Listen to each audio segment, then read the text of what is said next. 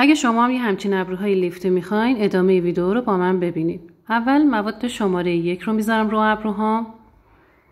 بعد سیلیکون میکشم روش برای اینکه گرمای پوستم بخوره به موهام و حالت بگیره. بعد از 2 دقیقه ابروهامو تست میکنم تا ببینم به اون حالتی که میخوام رسیده یا نه.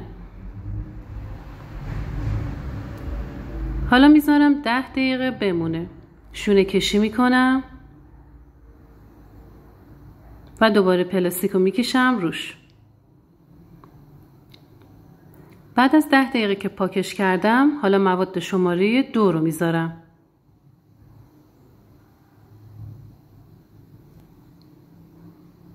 شونه کشی میکنم، سیلیکون میکشم روش و میذارم 10 دقیقه بمونه. بعد از 10 دقیقه ابروهامو پاک میکنم و مواد شماره 3 رو میذارم. این مواد تا 12 ساعت میتونه رو ابروهاتون بمونه. اینم از لیفت ابروی من.